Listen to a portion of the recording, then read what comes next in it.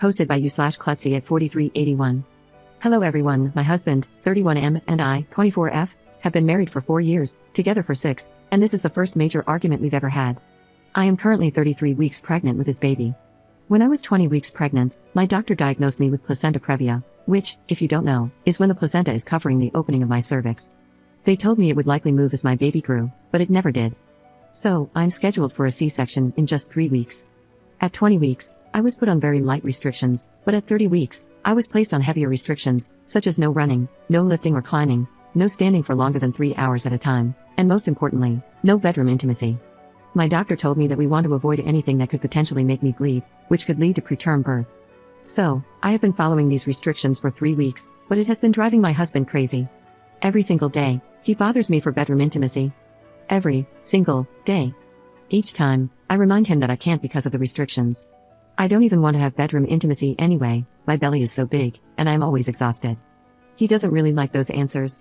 Finally, he came to me and started talking about how doctors sometimes dramatize things for the sake of their careers and more money.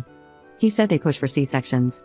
I was like, okay, whatever, but I know that I have this condition, so obviously, I am going to follow the rules.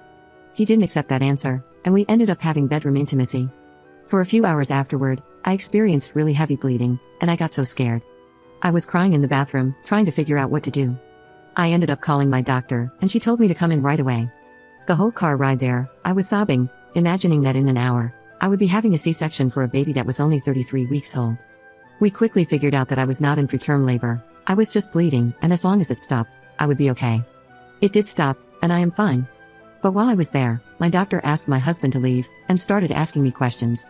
She said, "This isn't accusatory, it's okay. It's just better to know if it was caused by something, or if it was random." I told her that I had bedroom intimacy with my husband. She went over all the restrictions again and then gave me a bunch of information on domestic violence. She literally put the pamphlets in my purse for me. I was so embarrassed. When we got into the car, I broke down and yelled at my husband, telling him never to do that to me again, and that my doctor knows more than he does and knows what's best for me and the baby. He apologized, and I could tell he really meant it. I've still been holding a grudge for days, and he's been groveling for days. He asked me how long I was going to make him apologize. I told him at least until the baby is born. Am I the jerk for that? Update 17.5 hours later. I wasn't originally going to make an update, because I was getting into specific details about my life, and I didn't want anyone I know in real life to find out. But I will, because, I don't know why. I guess I just got some really good comments. I posted this about 7 hours ago, and I cannot believe how many people have responded. I don't know if I could ever say thank you enough to such thoughtful strangers on the internet. So, originally, my plan was to tell my doctor and my sister-in-law, maybe my brother, though I wasn't looking forward to discussing those details with him. I rescheduled my weekly appointment with my doctor for tomorrow. I know some people said I could just walk in, but I didn't want to do that, and then have to make up some excuse to my husband. The comments made me realize the severity of the situation, and honestly, I'm terrified. So, I called my sister-in-law when she got off work, and we had a really long conversation. I mentioned in the comments that my sister-in-law and brother have never really liked my husband, especially my sister-in-law.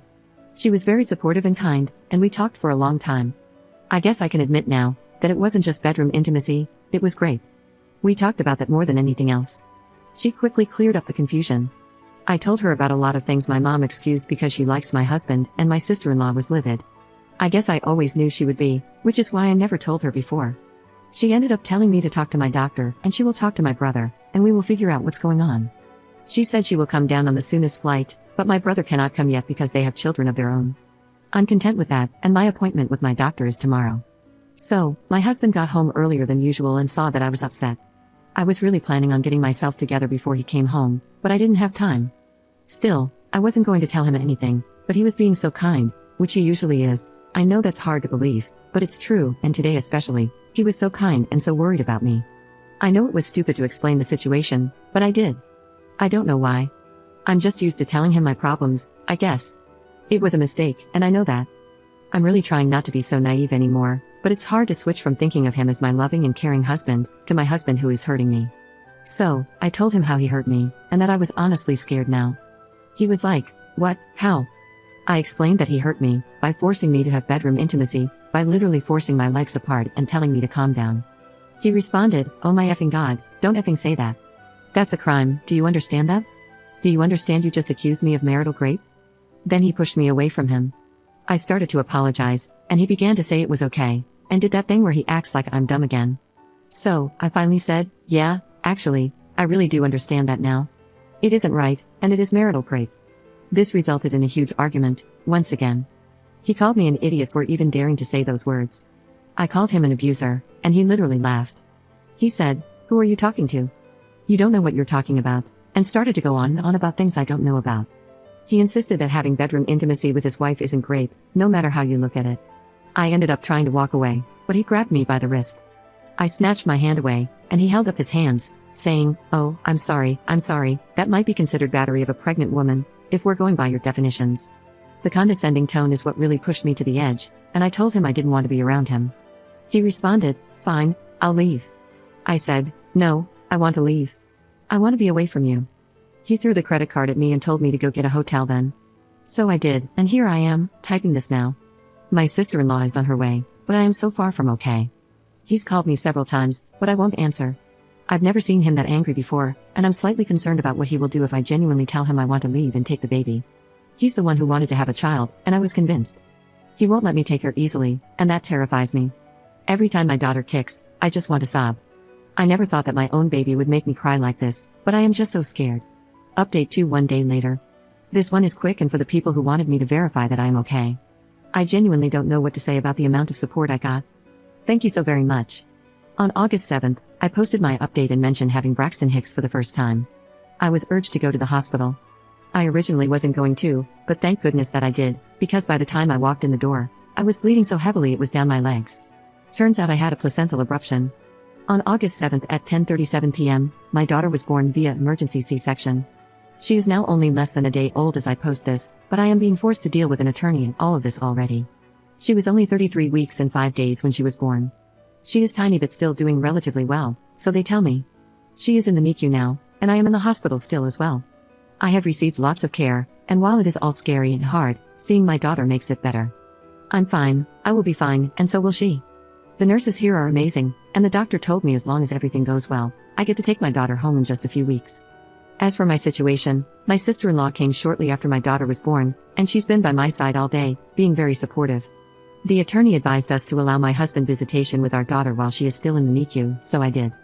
I do not have any concerns about him hurting our daughter while she's in the hospital.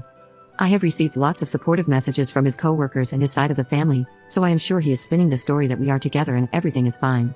He is trying to act like that too. He's seen our daughter several times today, and I think he was in the hospital with me during the C-section, but I'm honestly not sure. He came up to my room this morning while the nurses were helping me take that first walk after the C-section. I was just emotional enough to let him in. I have to be honest and say it wasn't easy to try and hate him after all of this. I still let him comfort me, and I still cry to him. But at the end, when he said, "You wouldn't have had to do this alone if you weren't acting that way," and grabbed my face to make me kiss him, it reminded me exactly why I am doing this. So yeah, I'm not sure what I'm going to do. Originally, I really wanted to have my daughter in my home state, so that I could stay there with her, my sister-in-law, and my brother, but I highly doubt my husband will allow me to take her there. My attorney says I have options, and the options are heavily in my favor, as I did what you all suggested, and got the medical records of the grapes, including the one I posted about, and 2 more I went to the hospital for over the years, as well as a written statement from my doctor, saying that my placental abruption was likely caused by trauma and stress, for custody and things like that, but likely only here where we currently live. Honestly, that's okay. Being able to briefly hold my baby, seeing her, and loving her so much has replaced everything else in my mind. I want to be safe, but most of all, I want her to be safe. I won't do anything to put her in the situation I was in. She is only 16 hours old, and she is all I think about and will ever think about for the rest of my life. I probably won't update again, as I'm hoping they will let me spend more time with my daughter soon, but I just wanted to say that this whole post has literally changed my life, and I cannot say thank you enough. If anyone else finds themselves in this sort of situation, I want to say do not be scared to speak up. And if anyone has survived it, you are so brave. Thank you everybody. Commenter. Remember that you're only in this position, getting an emergency C-section and watching your child fight for survival in the NICU, because he raped you despite knowing there was a high chance it would harm you and your unborn child. His primary concern was satisfying his own desires, with no regard for your well-being or that of your baby. He doesn't care about you or your child, you are merely possessions to him, to be used as he pleases. Do not let this man anywhere near you. Ops response. I know this very well. Every time I see her or think about her, that's what I think about. During the C-section, they didn't let me see her, they just took her away so fast. In my head, all I could think was, she's not going to make it, and it's his fault entirely. Trust me when I say I am not going back.